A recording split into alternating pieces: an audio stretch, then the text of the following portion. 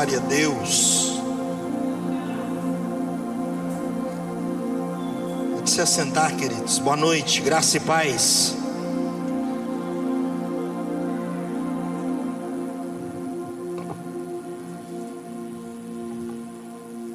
Nós vamos liberar as crianças.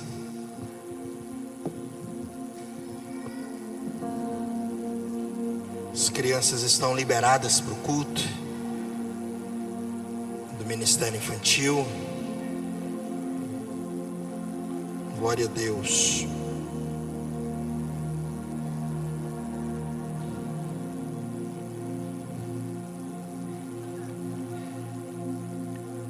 Sejam todos bem-vindos nessa noite, amém? Se você vai ofertar e dizimar, nós temos a nossa mesa ali, fique à vontade. Eu acho que o nosso computador está com problema aí para aparecer o Pix, mas lá na mesa tem, amém? QR Code, CNPJ, os envelopes, fique à vontade para fazer a sua oferta e entregar seu dízimo nessa noite, amém? Glória a Deus.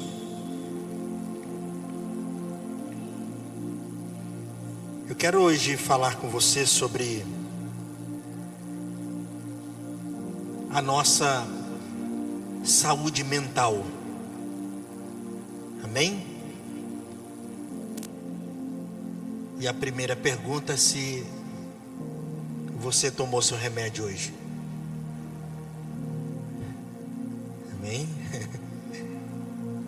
Pode ser que precise, né? Às vezes é preciso. Nós já pregamos várias vezes aqui sobre isso, que não há nada de errado, né? Nos fármacos, na ciência, amém? Então, saúde mental. Fazer hoje uma leitura pastoral sobre caminhos espirituais para nossa saúde mental. E para isso quero hoje fazer menção do livro dos Salmos, e entendendo, né, que saúde mental é um assunto absolutamente espiritual.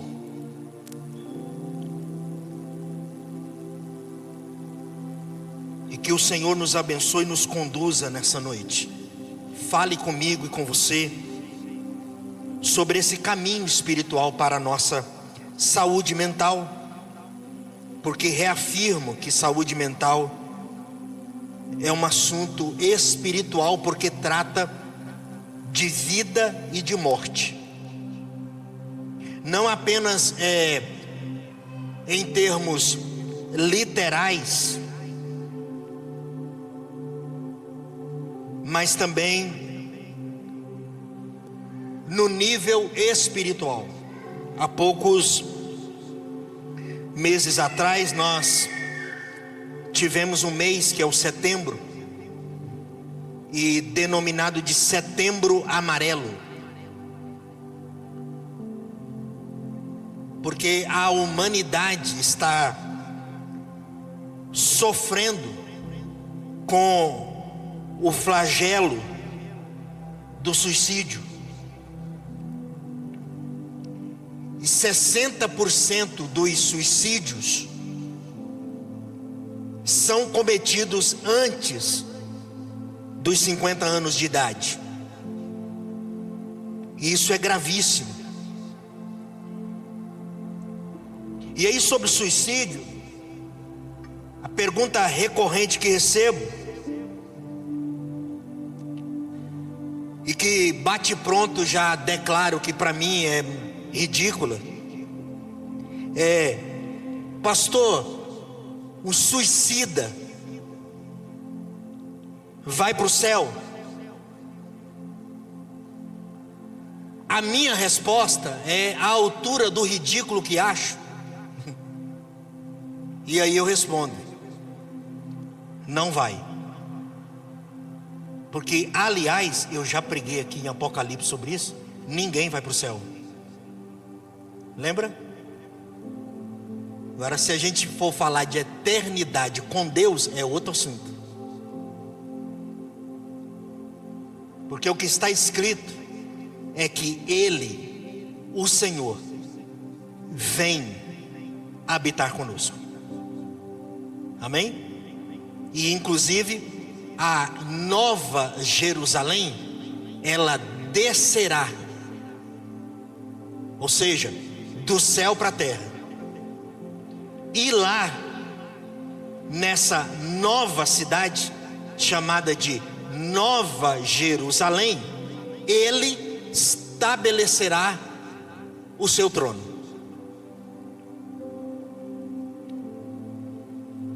E minha resposta é essa, porque eu acho tão irrelevante diante da tragédia de alguém que tirou a sua própria vida e da família que está sofrendo com a perca de alguém que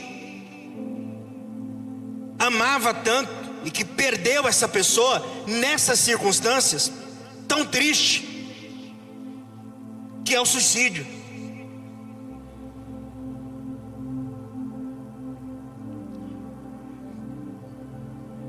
Então, e por que digo isso? Porque também já preguei aqui, quando nós conversamos sobre suicídio, que não existe um versículo sequer na Escritura Sagrada, nos seus 31.173 versículos, depois você confere em casa, se é isso mesmo, se está certo. Nesses versículos que compõem o cânon sagrado, em nenhum desses versículos existe um que fala sobre suicídio. A Bíblia relata e vai falar sobre história de pessoas que tiraram a sua própria vida, como por exemplo alguns reis, Sansão, Judas, pessoas que tiraram a sua própria vida por razões diferentes, e na consciência delas, inclusive algumas, o fizeram de modo justificado, como um ato de justiça e como um ato de coragem. Mas suicídio é um flagelo que acomete pessoas no absoluto da sua experiência de dor, de sofrimento, de desespero, e não raras vezes em momentos de profundo desequilíbrio e transtorno mental. Então, saúde mental é sim um assunto espiritual, porque é um assunto de vida e de morte.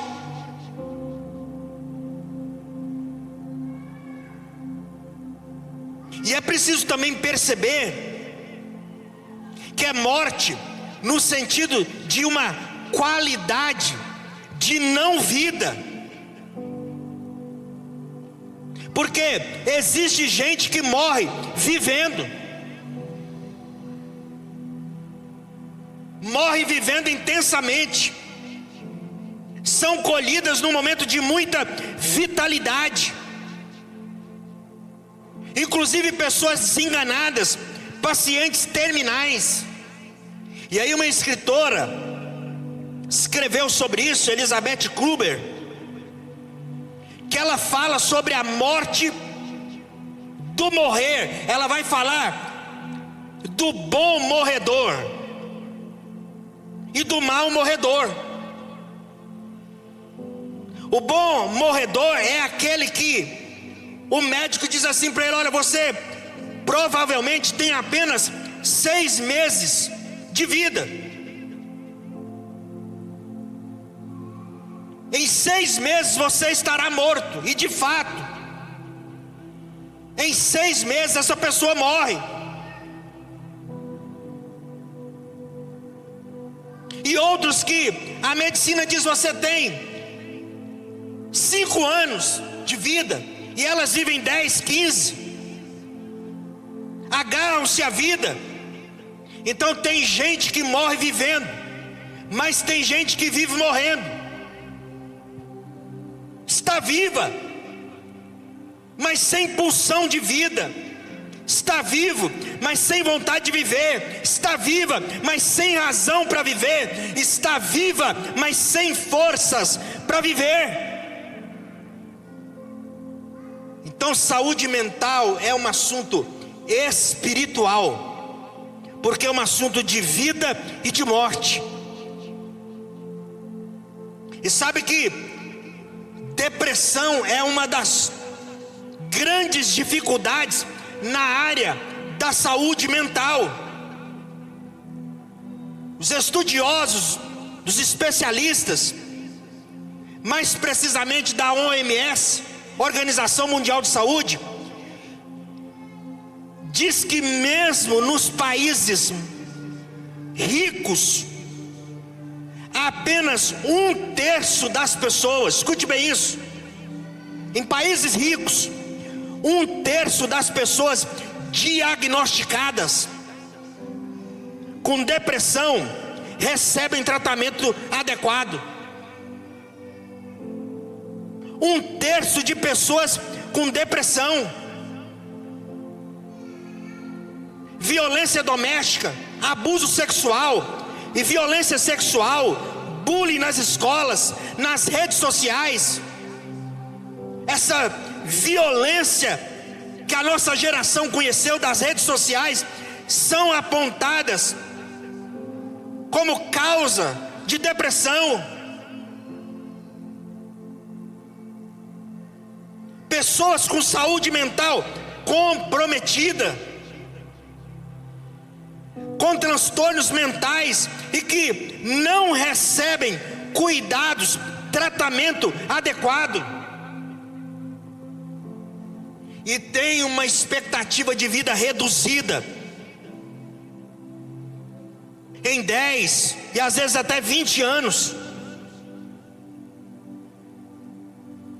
E aí eu acredito que pessoas morrem de véspera, sim. Morre por ignorância, morre por preconceito, morre por negligência. E às vezes não a sua negligência, mas pela negligência social, governamental, de política pública. Pessoas que não recebem cuidado morrem vítimas de síndromes e problemas em sua saúde mental. Isso é um assunto absolutamente espiritual, porque é um assunto de vida e morte. E aí os estudiosos falam sobre a necessidade de fazermos uma distinção entre uma epidemia de doenças mentais e uma epidemia de diagnósticos de doenças mentais.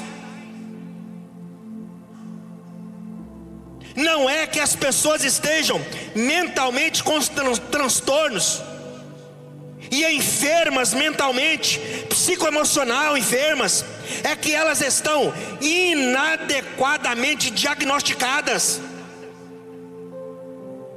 Hoje há um exagero no diagnóstico, e isso é uma discussão muito tensa e intensa entre os órgãos governamentais, reguladores e as organizações e as operadoras de saúde privada.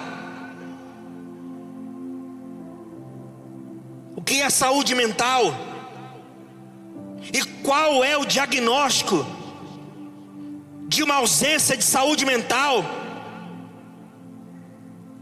O que deve receber tratamento médico, inclusive medicamentoso. Há uma grande discussão. Então o pessoal tem que ter mais interesse, porque isso é um assunto muito sério.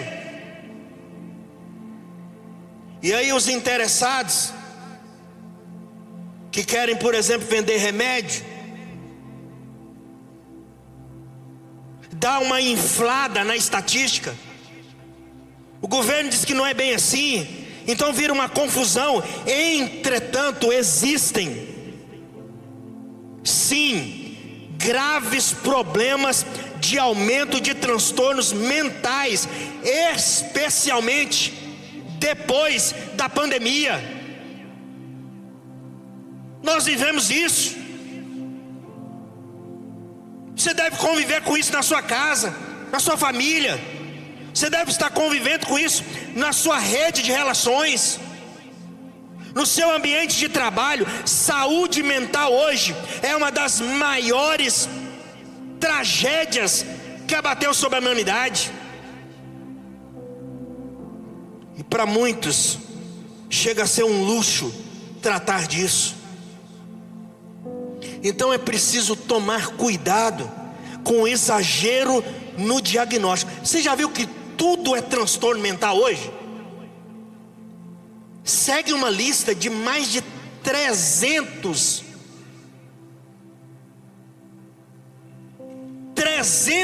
possibilidades de um distúrbio mental, de um transtorno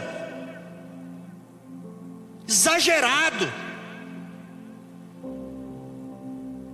E aí a gente começa a confundir tristeza com depressão.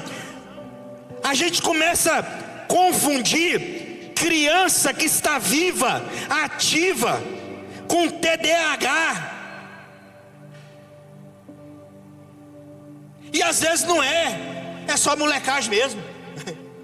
Lembra quando você era moleque? Às vezes é só um menino mesmo, uma menina, uma criança viva. Não é todo moleque que causa na escola, toda menina hiperativa que tem TDAH. Às vezes é só olhar para elas como criança.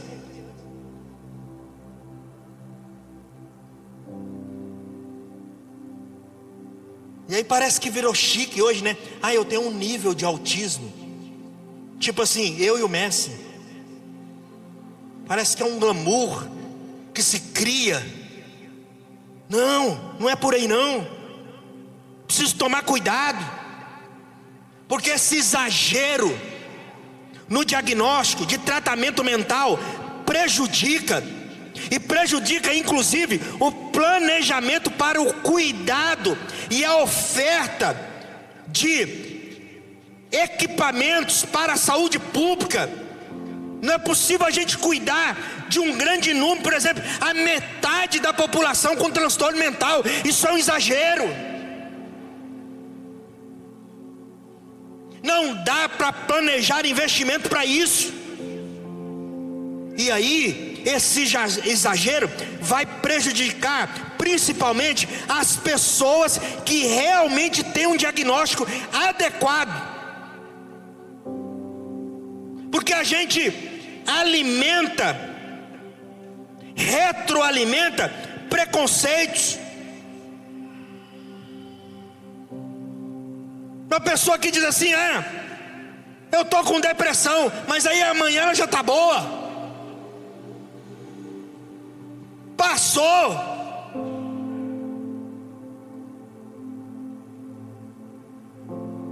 Uma pessoa que tem um diagnóstico de transtorno de espectro autista precisa receber cuidado, tratamento, acompanhamento médico.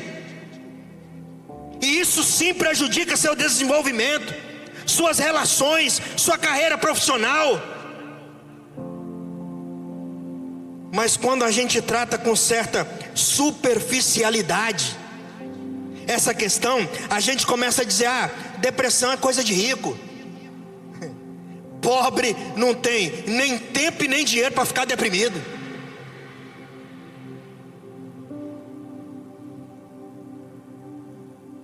Depressão é coisa de gente que está com mimimi. Eu já tive isso aí. Eu disse assim: eu já tive isso aí, viu? passou. Sabe o que está faltando para você? Você está sem fé. Você não está orando, por isso você está assim.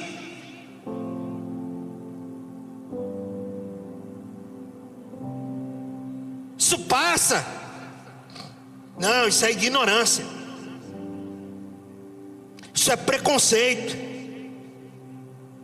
Então atrapalha quando a gente generaliza demais.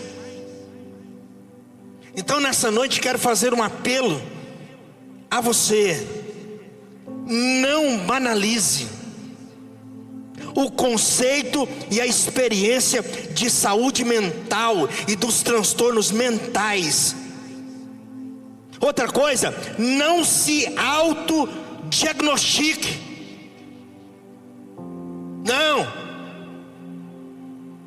Não vá se tratar com o Dr. Google. Não se medique. Porque tem gente que é assim, né? Você vai tomar remédio, dá um. Sabe nem o que é. Você não sabe nem o que eu estou. Não, mas me dá um assim mesmo. Acho que eu estou precisando desse remédio aí. Não se automedique. Não faça isso.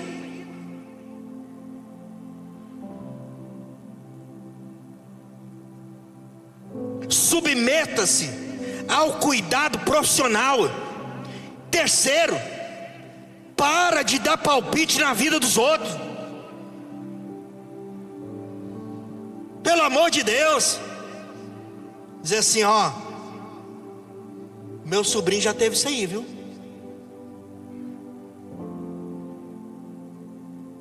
Você não sabe. Não dê palpite na vida dos outros. Então não banalize a questão de saúde mental e não menospreze.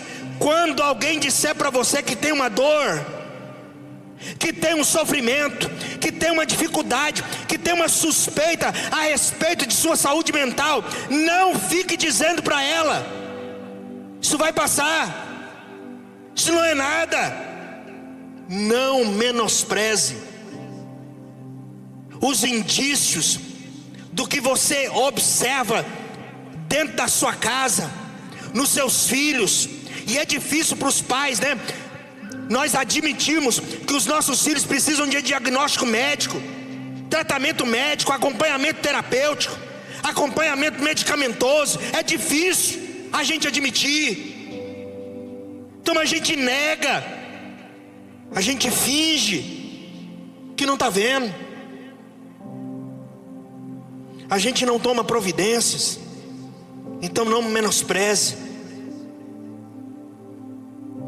Isso especialmente não menospreze quando você observa que as pessoas estão sofrendo. Elas estão realmente sofrendo. Ouça, acolha, respeite, dê o colo, dê o seu ombro. Tome providências objetivas, concretas. Faça isso porque isso é um gesto de amor, de cuidado. Não existe amar sem cuidar. Não glamorize, não romantize. Ninguém fica curado de depressão porque se apaixonou. Isso aí é confundir transtorno mental, dificuldade mental, falta de saúde mental com série da Netflix. Está assistindo demais, está confundindo. Não é por aí.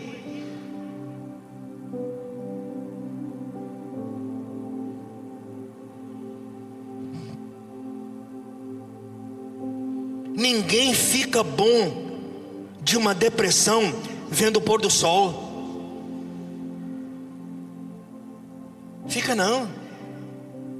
Depressão é coisa séria. É questão biológica. Tem a ver com a química do nosso cérebro. Precisa de diagnóstico. Então não confunda isso daí. Outra coisa, não espiritualize as dificuldades emocionais, as dificuldades da nossa psique, da nossa mente, os danos causados pelas nossas feridas do passado. Não espiritualize, não diga que é falta de fé. Não espiritualize, seja sensato, seja lúcido. Acredite que a ciência é sim um recurso divino e é uma bênção divina. Então, feitas essas observações,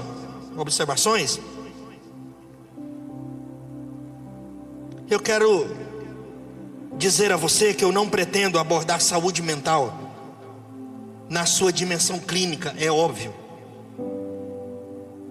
Isso é uma questão para profissionais, é para os psicólogos, os terapeutas, os profissionais, os psiquiatras e os profissionais da medicina interdisciplinar que cuidam da nossa saúde.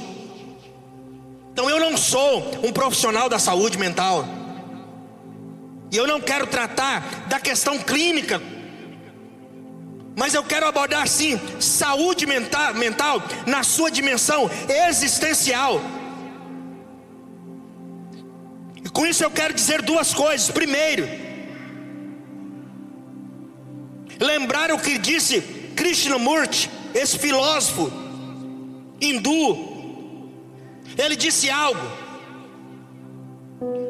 não é sintoma de saúde estar bem ajustado numa sociedade doente. Não é saudável ajustar-se, estar bem ajustado numa sociedade doente. Então preste atenção nisso. O seu incômodo, a sua angústia, a sua tristeza, o seu senso de inadequação, a sua constante sensação de que tem alguma coisa errada em você, na sua história, no seu sistema familiar, no seu mundo em que você vive, na sua rede de relações. Essa constante sensação de que tem alguma coisa fora do lugar, isso é sintoma de saúde.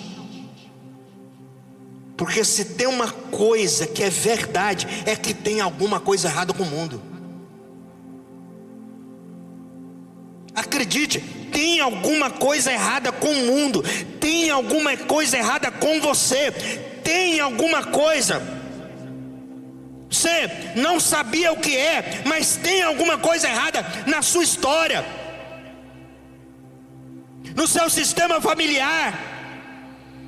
Tem alguma coisa errada até na igreja, na sua rede de relações. Alguma coisa está fora de lugar.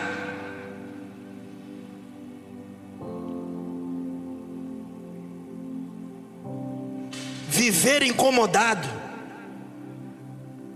não é sintoma de doença, desequilíbrio, desajuste.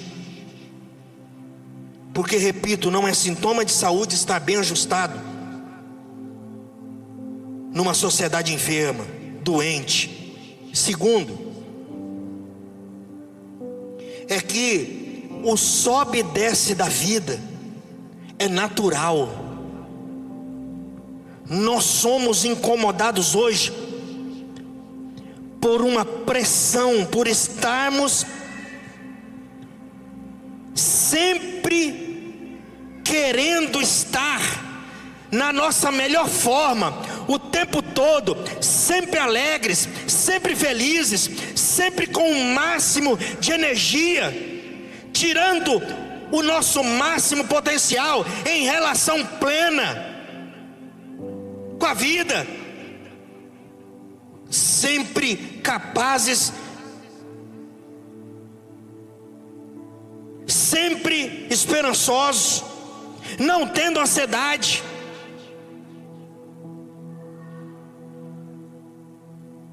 Isso já começa como a gente se cumprimenta, né?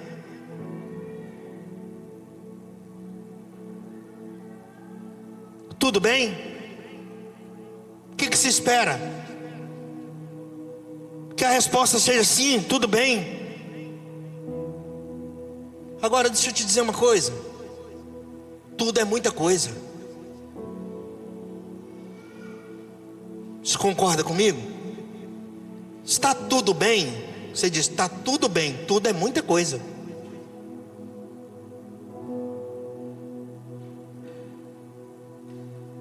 Alguma coisa pode não estar bem. E ok em não estar bem. Porque de vez em quando a gente fica ansioso. Por quê? Porque tem um motivo que me deixou ansioso. Às vezes nós ficamos tristes, sem energia, não performo na minha melhor capacidade ou potencialidade. São fases da vida, tudo bem, ok.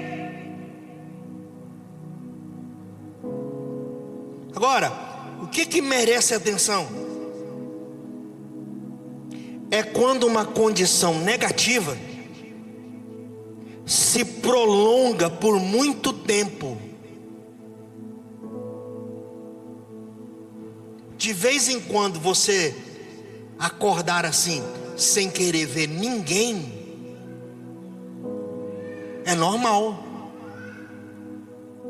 Agora, quando isso começa, segunda, terça, quarta, quinta, sexta, sábado, domingo, segunda, terça, quarta, quinta, sexta, sábado, domingo, segunda, terça, quarta, quinta, sexta, sábado e domingo, aí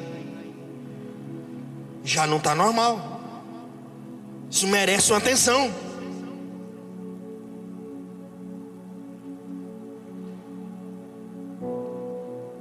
Perguntei um dia para minha terapeuta: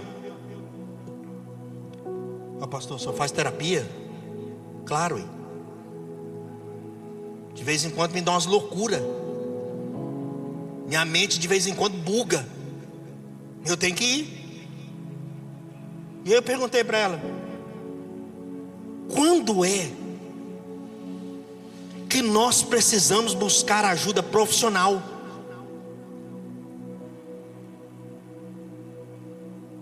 Tô triste, será que eu tô com depressão?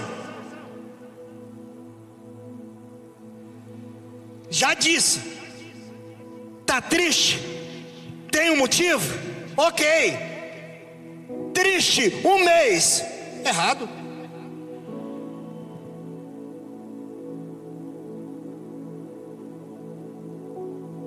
Tô triste, será que eu tô com depressão? Eu esqueço tudo. Será que eu tenho TDAH?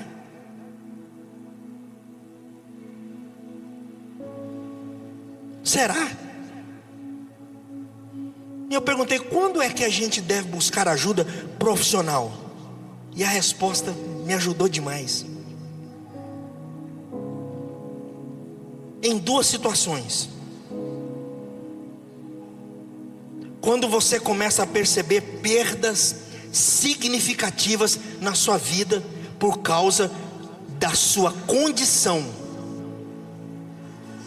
Por exemplo, você compromete seu casamento, você compromete seu trabalho, você compromete a sua vida acadêmica, você compromete as suas relações afetivas, você vai comprometendo as suas relações afetivas e vai assimilando perdas que você não gostaria de ter, inclusive que você se esforça para não perder, mas não consegue. Então, quando você tem perdas significativas e não está conseguindo estancar isso sozinho, quando a sua condição gera em você um sofrimento, quando você está sofrendo, então aí, busque ajuda, ajuda profissional, sobre esse sobe e desce da vida, que é natural, mas quando você fica só lá embaixo, o pico só embaixo, bastante tempo, e começa a sofrer, a perder, é hora de buscar ajuda.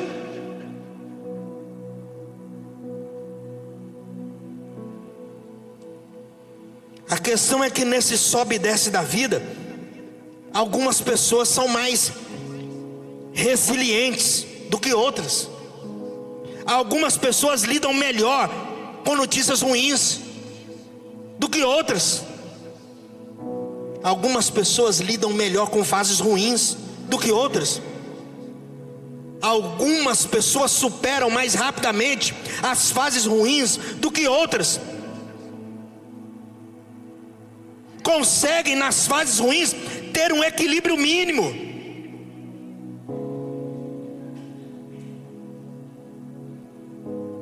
Equilíbrio mental.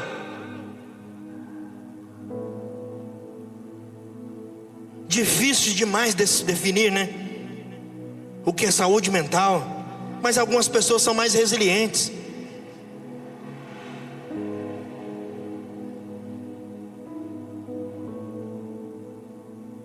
O que a nossa fé tem a dizer para nós a respeito de saúde mental? Da nossa resiliência e da nossa capacidade de viver esse sobe e desce da vida, que é normal e natural, de uma forma assim, digamos, mais saudável. O que a palavra de Deus tem a nos dizer? E como é que a nossa experiência de fé nos qualifica, nos capacita, nos empodera, nos sustenta para lidarmos com os embates, com os dilemas e conflitos e as demandas de enfrentamento de adversidades que ameaçam a nossa saúde mental, biopsíquica e social. Eu acredito que a palavra de Deus é sim rica. A Bíblia não é um livro de autoajuda, você sabe disso, mas a Bíblia tem muita sabedoria. Na literatura bíblica, inclusive, existe uma prateleira que é chamada de teologia de literatura sapiencial, a literatura de sabedoria. Os livros de Jó, Salmos, Provérbios, Cantares e Eclesiastes, que é essa literatura da sabedoria. E aí quero falar então com você no livro dos Salmos. Mas como eu disse, a Bíblia não é um livro de autoajuda, porque Deus está presente em todas as páginas da Bíblia.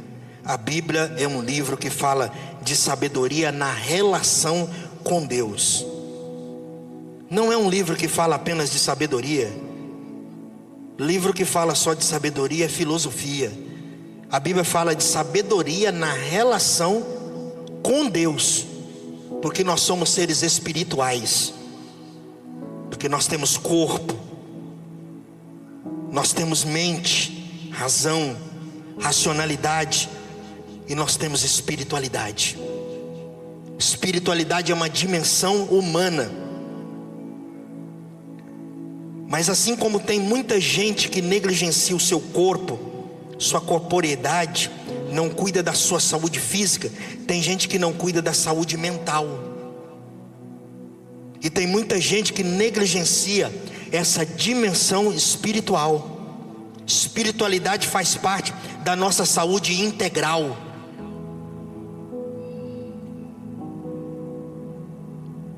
E é aí que nós chegamos no Salmo de número 42. Até aqui foi introdução. Espero que o restante não demore tanto. O Salmo 42 é um salmo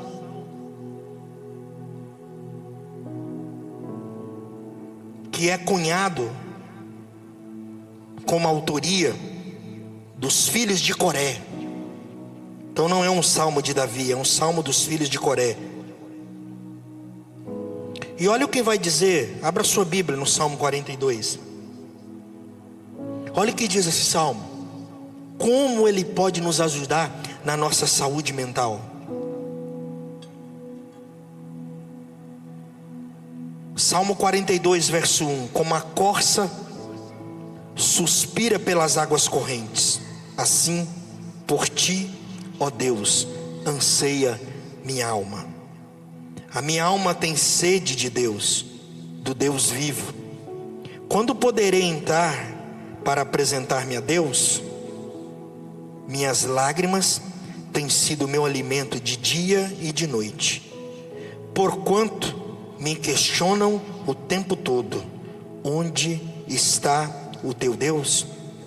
Recordo-me dessas ocasiões, e dentro de mim se me derrama a alma em profundo pranto, de como caminhava eu junto à multidão, conduzindo-os em procissão, rumo à casa de Deus, com cantos de júbilo e louvor entre a multidão que festejava.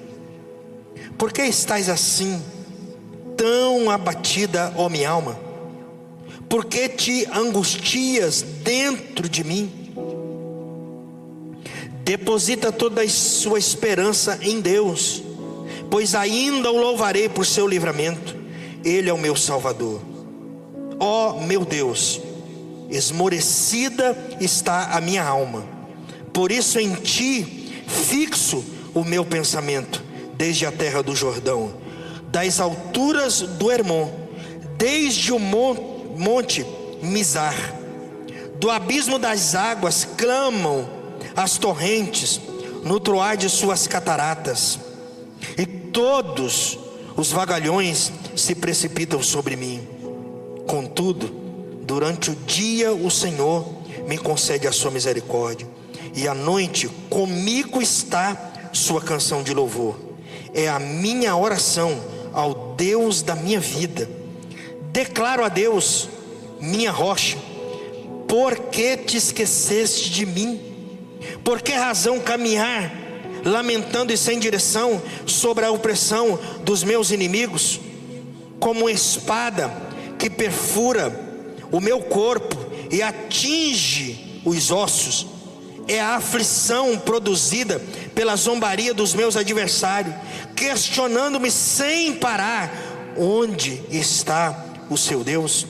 Por que estais assim tão triste, ó minha alma? Por que martirizas o meu ser?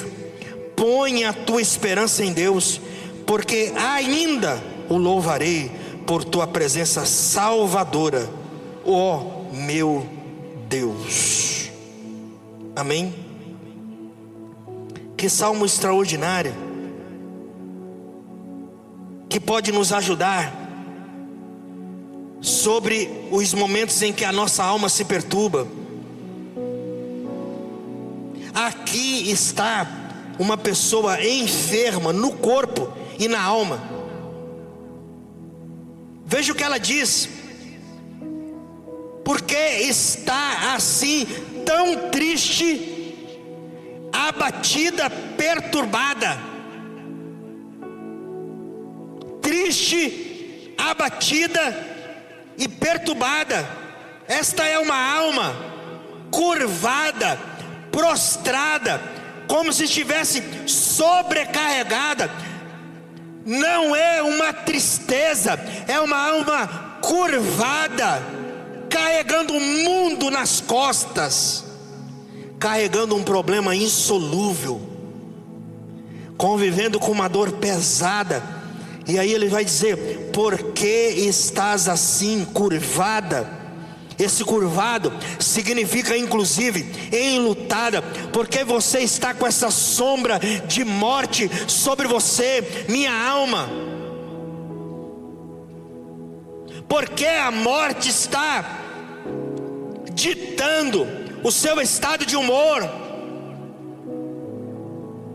Porque está curvada, abatida, entristecida? Porque está desesperada minha alma? Que é desespero? A ausência de esperança. Ele está dizendo: porque você está sem esperança, minha alma? Porque você acha que chegou o fim?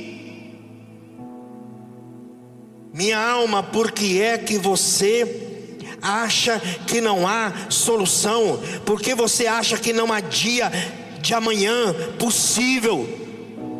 Por que que você acha que a sua vida será congelada nesse para sempre? Que aconteceu com você, minha alma?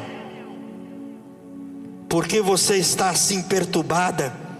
Perturbação aqui significa chorar em alta voz, lamentar, fazer barulho, tumultuar, ser barulhento, estar em alvoroço.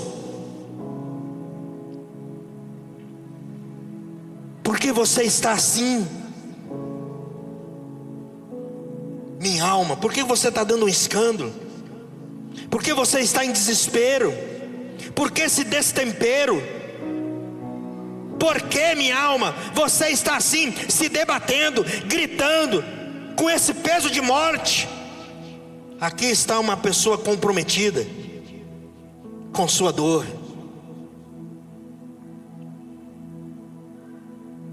E essa expressão literal do salmo, que esse chorar angustiado, é: eu derramo a minha alma sobre mim. E aí eu fiquei pensando, o que significaria isso, derramar a alma sobre si mesmo?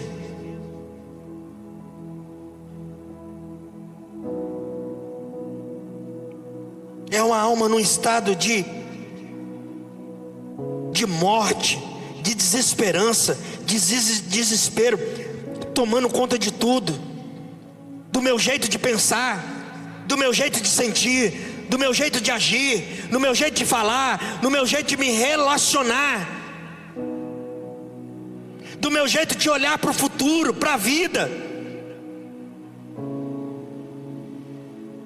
Minha alma está triste, abatida, se derramou sobre mim. O versículo vai dizer que ela me veste. Versículo 3: minhas lágrimas têm sido o meu alimento de dia e de noite. Sabe qual é a ideia que me veio? De uma pessoa que tem um pensamento viciado e não consegue sair daquilo. A gente costuma dizer às pessoas o seguinte: você se alimenta disso, né?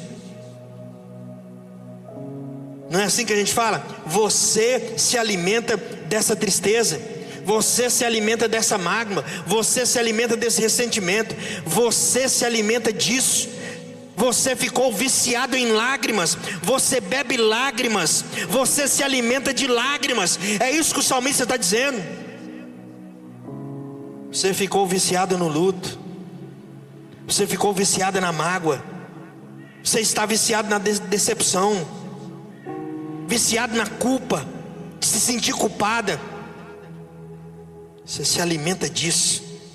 Minhas lágrimas têm sido o meu alimento de dia e de noite. Versículo 10, aí ele vai dizer: até os meus ossos estão enfermos, doentes, o meu corpo sente. De vez em quando a alma sofre tanto, que ela tem uma dor tão grande, que é como se o corpo dissesse assim para a alma: me dá um pouco da sua dor, porque você não vai suportar. E aí o corpo pega um pouquinho do sofrimento e traz para ele. Essa pessoa aqui que escreveu, cantou, derramou o coração diante de Deus. É uma pessoa enferma no corpo, na alma, está triste, abatida, perturbada, seus ossos estão doendo. Segunda coisa que eu vejo nesse salmo é que uma pessoa que está desconectada de Deus. E lembre-se, não sou psicólogo, nem terapeuta, nem psiquiatra, psicanalista. Estou lendo a Bíblia pastoralmente com você. Isso é sabedoria bíblica.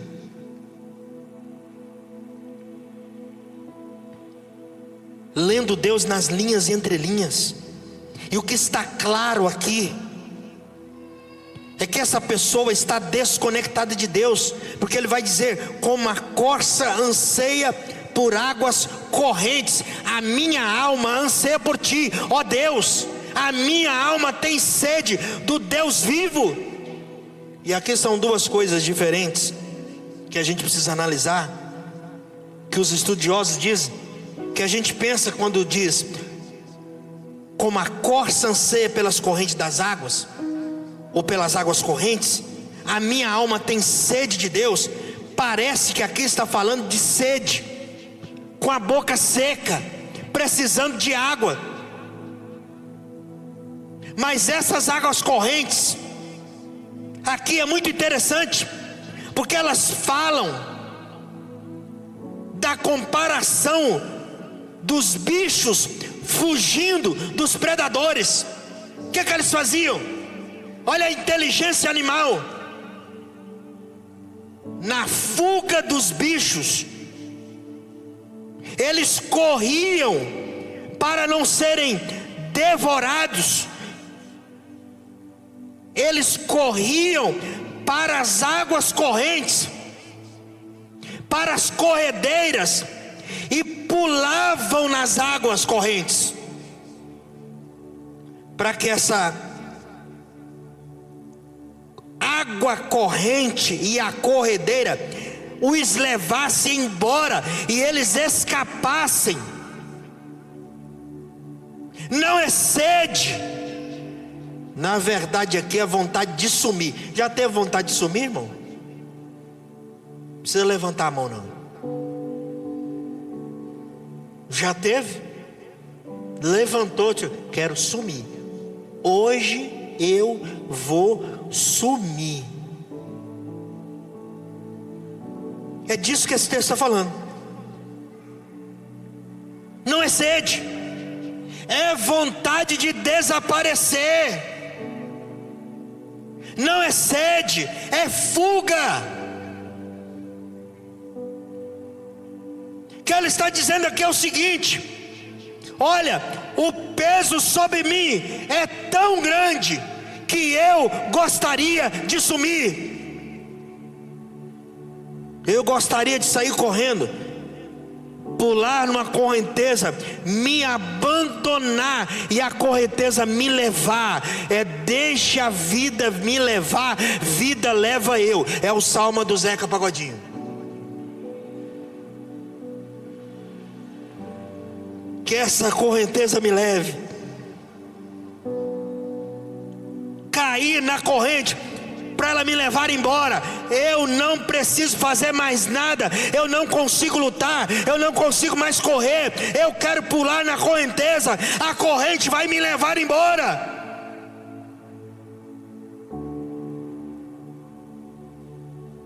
Só que é bonito aqui que ele diz o seguinte: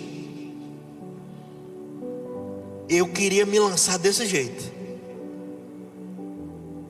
mas na verdade, no colo de Deus.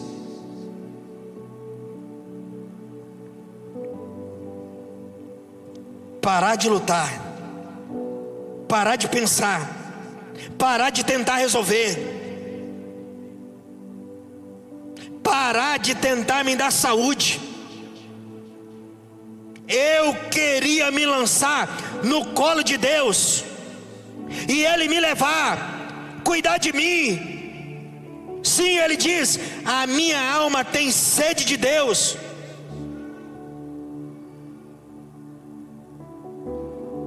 E aqui é sede agora.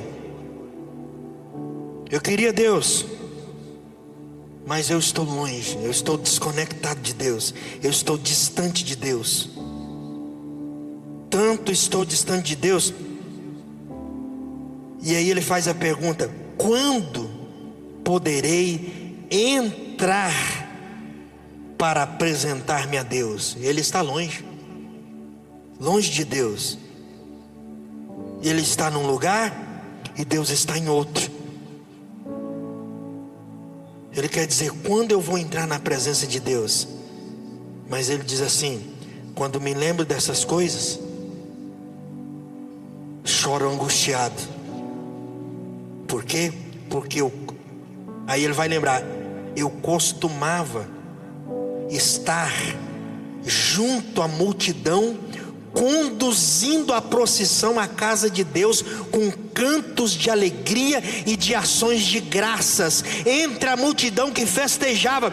Eu lembro de mim conduzindo todo mundo em louvor e festa, mas eu lembro que eu não estou mais lá. Não estou mais na festa, eu não estou mais no louvor, eu não estou no meio da multidão. Recadinho para você que está aí sentado no YouTube. Está longe, né, filho? Me ouvindo? Gente que tem saudade da comunhão, do ajuntamento, dessa comunidade que abraça.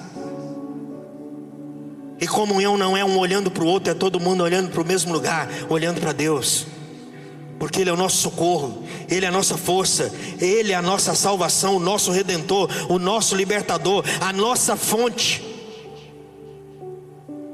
Ou como ele diz aqui, é o meu Salvador, o Deus que me dá vida. Quando nós reunimos nesse ambiente, o Espírito de Deus ministra, fala com a gente, e aí ele vai dizer: eu tenho saudade disso, eu sinto falta disso. Ajoelho no meu quarto, parece que as minhas orações não sobem. Eu vivo na solidão, eu vivo no distanciamento, eu vivo no isolamento. Tenho falta de Deus, eu tenho falta da comunhão do povo de Deus. E aí a gente se acostumou tanto a falar mal de igreja, né? Mas deixa eu te dizer algo: igreja é saúde, comunidade é saúde, louvor é saúde. Porque quando você não tem condição de cantar, você fica sentado ouvindo a canção e outros louvarem. Quando você não tem forças, quando você não tem fé, vai na fé, vem na fé junto comigo. Isso é comunidade. Mas ele está dizendo, está desconectado de Deus. Ele quer se atirar no colo de Deus, mas parece que o riacho está seco. Ele quer beber de Deus, mas não tem água. Ele quer o fervor da festa, mas não tem mais festa. Ou a festa está acontecendo em outro lugar e ele está totalmente distante. E aí acontece, no capítulo 42, que nós estamos lendo os versículos 6 e 7, ele vai dizer: eu me lembro de ti, desde a terra do Jordão, das alturas do Hermon. Eu já estive nesse monte, um monte lindo, tem gelo nele o ano inteiro. O ano inteiro tem gelo no pico do Hermon. E a geografia de Israel é do norte para o sul. Jerusalém, embora seja o Monte Sião, está no sul.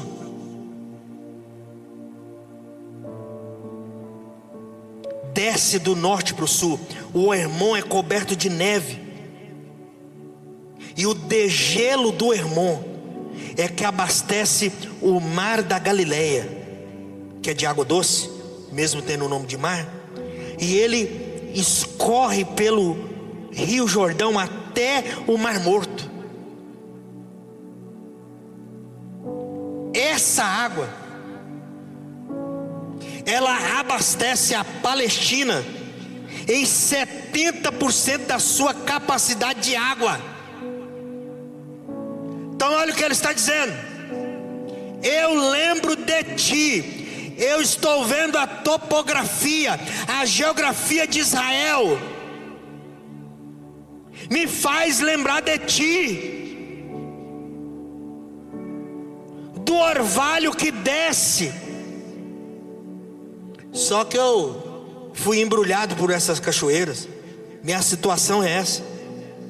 Ele vai falar dos vagalhões, das catadupas, talvez na sua tradução, que são cachoeiras, esse volume de água. É como se ele estivesse dizendo: eu caí nessas águas, mas eu tomei um capote, me arrebentei todo no fundo do rio. Olha como é interessante uma alma adoecida. Uma alma adoecida culpa até mesmo Deus, porque ele vai dizer: o Senhor me fez passar por tudo isso. E ele pergunta: por que te esqueceste de mim? Onde está o meu Deus? O Senhor me abandonou. Estou começando a acreditar que o Senhor me abandonou. A condição é de abatimento. Ele está entristecido, perturbado, com os ossos enfermos. Ele está desconectado de Deus. Ele não consegue perceber Deus.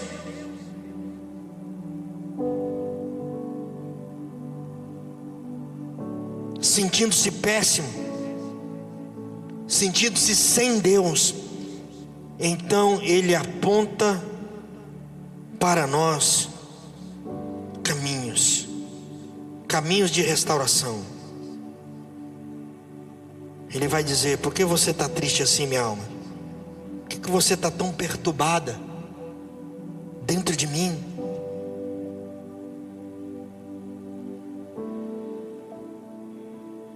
É uma conversa interior aqui, falando com a minha alma falando comigo. Ele faz esse caminho, essa conversa, e isso é fundamental e é importante.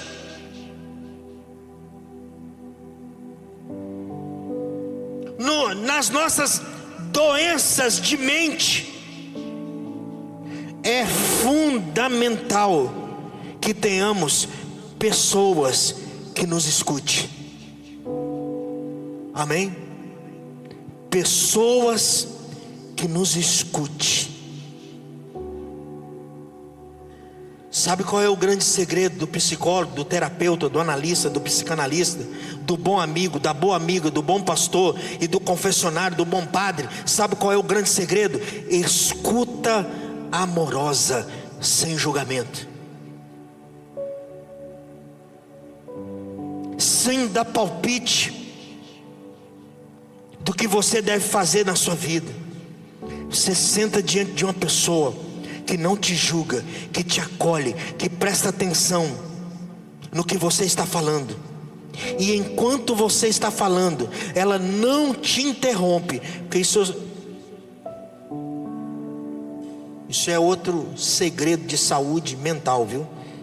Gente que não interrompe os outros. Se você está interrompendo os outros falar, você está com um problema mental. Procure ajuda. Está interrompendo demais a fala do outro, não consegue esperar o outro terminar para você falar, você está com um problema. Corre. Gente que presta atenção, que ouve. Enquanto você está falando, ela não está pensando no que vai falar depois. Ela está simplesmente prestando atenção ao máximo no que você está falando.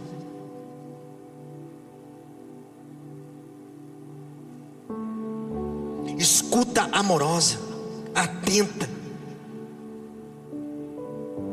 cheia de amor.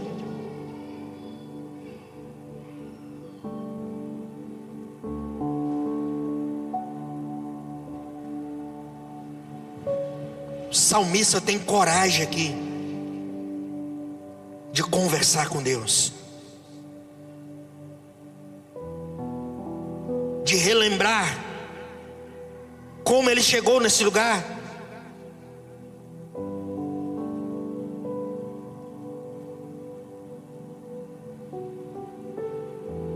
Conversar com Deus na presença de Jesus,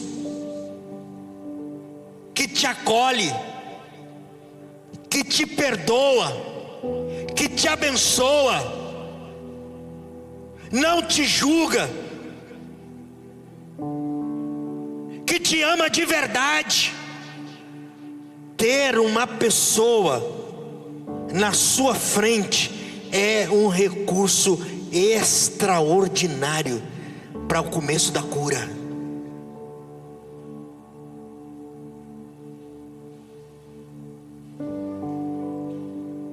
Falar com Deus.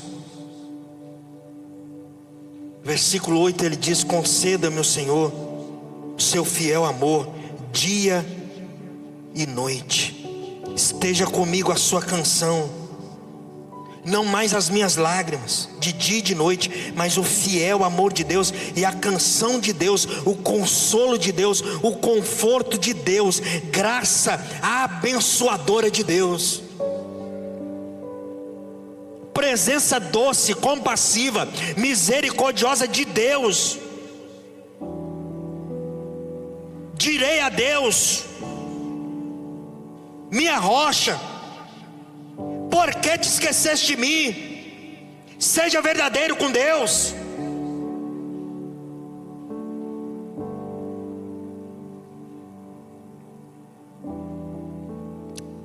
O pastor da minha juventude dizia assim: não fale de mim, fale comigo. Interessante, né? Com Deus é assim também. Não fale de Deus, fale com Ele. Você tem livre acesso, converse com Ele.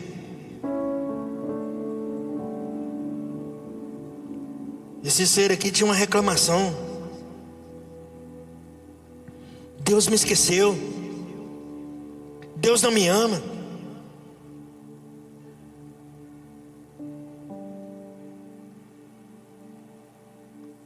Deus ama quando a gente fala com Ele, e fala de tudo.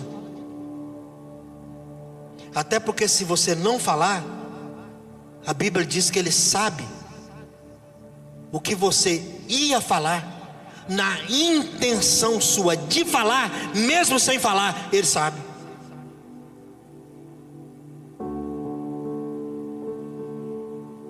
Fala comigo.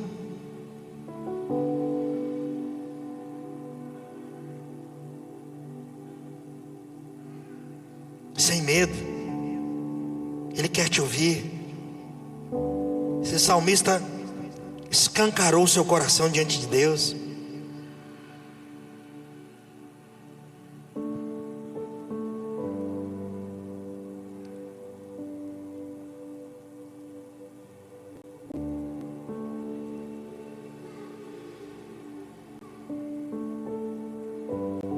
Existe sim uma profunda necessidade de conexão com Deus para a saúde da nossa mente. Pastor, eu não acredito que o senhor falou tudo isso para dizer para a gente que Deus é fundamental para a nossa saúde mental. Foi isso mesmo. Eu só queria te dizer isso. Eu tive que dar essa volta todinha só para dizer para você: é fundamental a sua conexão com Deus para a sua saúde espiritual. Sem Deus não existe possibilidade de uma mente saudável, curada. É isso que o salmista está dizendo. Eu entendi que tudo isso que eu estou vivendo na perturbação da minha alma, da minha mente, dos meus ossos, desse alimentar-me de lágrimas, da dor, tudo isso se resume: eu estou desconexo de Deus. Eu preciso me reconectar a Deus. Quer ter uma saúde mental boa? Primeiro, não supervalorize as síndromes, as doenças de mente. Segundo, não ignore quando a sua mente estiver gritando. Terceiro, não se autodiagnostique. Você não tem competência para isso. Não dê diagnóstico a você. Ah, eu tenho TDAH. Ah, eu estou doido. Ah, eu estou bipolar. Ah, eu estou... Não, irmão. Você pegou o diagnóstico? Fechou o diagnóstico? Então não diga isso não. Terceiro, ou quarto, melhor dizendo, não espiritualize doença mental. Não espiritualize. Não diga para quem está sofrendo de alguma síndrome de mente, distúrbios mentais, que ele não está orando, por isso que ele está assim, que ele não tem fé, por isso que ele está assim. Diga não. Não se meta onde você não cabe. Você não é profissional de saúde. Você pode fazer uma coisa que ajudará demais quem está meio tantã, quem está meio maluco, que está batendo, o tico, o teco não está batendo bem. Ore por ele, por ela, interceda.